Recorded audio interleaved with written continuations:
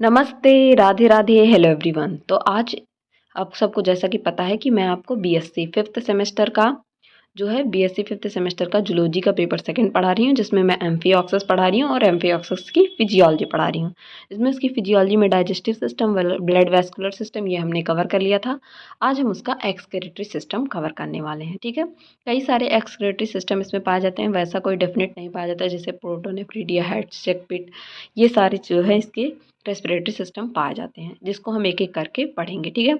लेकिन उससे पहले अगर चैनल पे आप नए हैं तो प्लीज़ चैनल को लाइक शेयर सब्सक्राइब कीजिए, और आपको कोई प्रॉब्लम होती है तो हमारा टेलीग्राम चैनल ज्वाइन कर सकते हैं, जिसका लिंक डिस्क्रिप्शन में मिल दिया हुआ, sorry.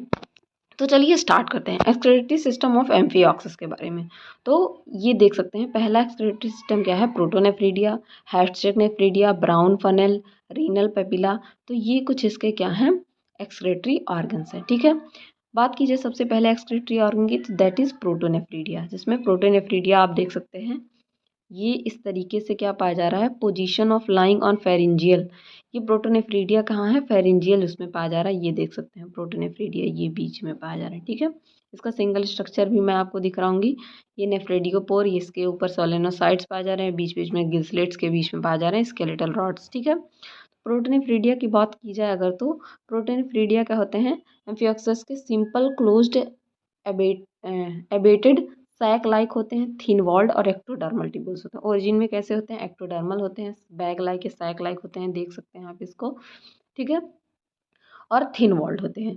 9 to 100 pair are present on dorsolateral pharyngeal wall. 90 से लेके 100 पेयर तक ये प्रेजेंट होते हैं डॉर्सोलेटरल कहाँ, फेरिंजियल वॉल पे, ठीक है। On above each Gill slit on either side, her Gill slit के साइड में, ठीक है।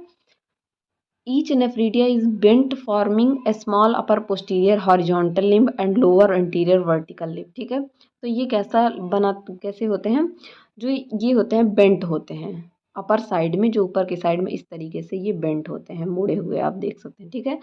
और पोस्टीरियर साइड में हॉरिजॉन्टल लिम्ब और लॉन्ग लोअर वर्टिकल लिम्ब, इस तरीके से लॉन्ग वर्टिकल लिम्ब का फॉर्मेशन करते हैं, ठीक है। तो इस तरीके से कुछ इनका स्ट्रक्चर पाया जा रहा है, देख सकते हैं हम। यहाँ नीचे क्या पाया जा रहा है, एंटीरियर या वर्टिकल लिम्ब पाया जा रहा है, ये हॉरिजॉन्टल लिम्ब है इस तरीके से मुड़ा हुआ, ठीक है। ये नेफ्रेडियोपोर पाया जा रहा है, जहाँ से क्या होगा, एक्सक्रीशन होगा। ये बंच ऑफ सोलिनोसाइट्स यहाँ वाई रहेगा, सोलिनोसाइट्स पाया जा रहा है। ये साइड ब्रांचेस इस तरीके से ये निकली हुई हैं, इस तरीके से, ठीक है। इस तरीके से ये निकली हुई हैं, ठीक है। The vertical limb lies in the coelomic canal of the primary Gill bar and terminates blindly. जो वर्टिकल लिम्ब होती है वो सिलोमिक कैनाल में पाई जाती है प्राइमरी गिल के, और टर्मिनेट होती है ब्लाइंडली, यानी कि बंद होती है। ब्लाइंडली टर्मिनेशन का मतलब इस तरीके से बंद होकर टर्मिनेट हो रही है, ठीक है, खुली नहीं हुई है। Horizontal limb also lies in dorsal coelomic, जो हॉरिजॉन्टल लिम्ब होती है वो भी डॉर्सल सिलोमिक कैनाल में लाई होती है, लेकिन opens into atrium opposite a secondary gill bar. लेकिन ये क्या होती है, अपोजिट साइड में खुलती है सेकेंडरी गिलबार के, स्मॉल सिलिएटेड अपर्चर होता है नेफ्रेडियोपोर, जहाँ पे ये खुलती है, ठीक है। आगे बात करें तो dorsal and anterior surface of nephridium gives out several small branches receiving a tuft of flame cell, जिसको कि सोलेनोसाइट कहते हैं। जो डॉर्सल और एंटीरियर सरफेस होता है नेफ्रीडिया का, वो एक टफ्ट मतलब एक स्मॉल ब्रांचेस का, छोटे छोटे ब्रांचेस का एक टफ या गुच्छा जिसको कहते हैं प्रोवाइड करता है, जिसको कि क्या कहते हैं, सोलेनोसाइट। एक नेफ्रीडिया में 500 सोलेनोसाइट्स होते हैं, ठीक है। एक नेफ्रीडिया में 500 सोलेनोसाइट होते हैं। The nephridia richly supplied with blood vessels, ये नेफ्रीडिया में बहुत सारे ब्लड वेसल्स पाए जाएंगे, छोटे छोटे कैपिलरीज पाए जाएंगे, blood vessels. And solenocyte freely project into coelomic fluid, और सोलेनोसाइट फ्रीली क्या होते हैं, प्रोजेक्टेड होते हैं इस तरीके से सिलोमिक फ्लूइड में। एक्सक्रीशन इनमें सिंपल डिफ्यूजन के द्वारा होता है, ठीक है। नाइट्रोजनस वेस्ट जो होते हैं ये एक्सट्रैक्टेड होते हैं सोलेनोसाइट्स के द्वारा from blood and coelomic fluid से, और डिस्चार्ज होते हैं किसके द्वारा, नेफ्रीडियोपोर के द्वारा एट्रियम में, और वहाँ से पास होते हैं ये body through atriopore without going water current.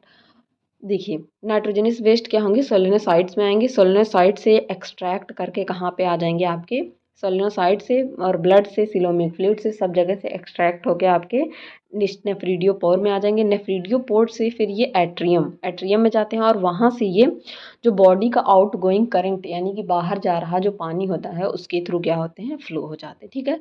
Next आता है हेडस्टेक नेफ्रीडियम। हेडसेक नेफ्रीडियम की अगर बात की जाए तो हेडसेक नेफ्रीडियम कैसा होता है, ये एक सिंगल लॉन्ग और स्ट्रेट ट्यूब होता है जिसको कि नेफ्रीडिया ऑफ हेडसेक कहते हैं। यह lie in the root of oral hood के रूफ पे क्या होता है, लाई करता है। Slightly toward left and ventral to the notochord, जो नोटोकॉर्ड होता है उसके थोड़ा सा लेफ्ट साइड में और वेंट्रल में ये पाया जाता है। Its anterior blind end lies somewhat ahead of Hatschek pit, इसका जो एंटीरियर एंड होता है वो थोड़ा सा हेडसेट पिट के पास पाया जाता है, बट पोस्टीरियर एंड क्या होता है, pre branchial sac of pharynx में ओपन होता है। Its surface covered by number of solenocyte, इसका सरफेस नंबर ऑफ सोलेनोसाइट से कवर होता है और सराउंडेड होता है सीलोमिक सैक से, जिससे कि क्या होता है, नाइट्रोजनस वेस्ट एक्सट्रैक्ट होता है और बाहर निकाल दिया जाता है। ठीक है, तो इस तरीके से हेडसेक नेफ्रीडिया काम करता है। देन आता है आपका ब्राउन फनल।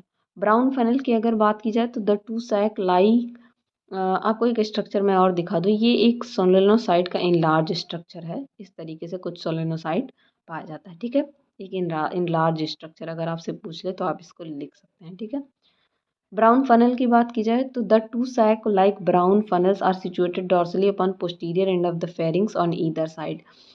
जो फेरिंग्स होता है उसके प्रत्येक साइड में क्या होता है, एक सैक लाइक ब्राउन फनल पाया जाता है, दो सैक लाइक ब्राउन फनल पाए जाते हैं। The narrow anterior end of each funnel open into epibranchial और dorsal coelomic canal on its side. जो नैरो और इंटीरियर एंड होता है, इंटीरियर एंड यानी कि जो आगे का एंड इसका होता है नैरो होता है और फनल लाइक होता है। ठीक है, किसमें ओपन होता है, एपीब्रैंकियल या डॉर्सल सिलोमिक कैनाल में। ठीक है, while the broad posterior ends open into atrium, जबकि इसका ब्रॉड और पोस्टीरियर एंड जो होता है वो ब्रॉड होता है और एट्रियम में ओपन होता है। Most worker consider the funnel to be excretory while some regard them to be receptor organ. इस पे कई सारे वर्क्स हुए हैं, तो कुछ जो साइंटिस्ट होते हैं वह ऐसा मानते हैं कि ये एक्सक्रीटरी ऑर्गन की तरह वर्क करता है, जबकि कुछ साइंटिस्ट ऐसा मानते हैं कि ये रिसेप्टर ऑर्गन की तरह वर्क करता है। तो ये एक एक्सेप्शनल क्या है, एक्सक्रीटरी ऑर्गन है। कोई इसका डिसाइडेड नहीं है कि ये किस तरीके से वर्क करता है, एज एक्सक्रीटरी ऑर्गन या एज अ रिसेप्टर ऑर्गन। ठीक है, नेक्स्ट या लास्ट आता है आपका रीनल पेपिला। रीनल पेपिला क्या होता है, ये ग्रुप ऑफ सेल है प्रेजेंट होता है फ्लोर ऑफ एट्रियल कैविटी के, form renal papilla which are probably also excretory in function, जो कि प्रोबेबली ये भी क्या करते हैं, एक्सक्रीटरी फंक्शन की तरह वर्क करते हैं, फ्लोर ऑफ एट्रिया पे प्रेजेंट होते हैं। ठीक है, तो ये था आपका एक्सक्रीटरी सिस्टम, बहुत छोटा था, एक्सक्रीटरी सिस्टम ऑफ एम्फिऑक्सस। और इसमें आपको अभी एक आध लेक्चर और मिलेंगे, जैसे कि सेंसरी सिस्टम कैसे होता है उसका, इसके ऊपर। ठीक है, तब तक के लिए आप पढ़ते रहिए, बढ़ते रहिए। Thank keep growing, keep learning.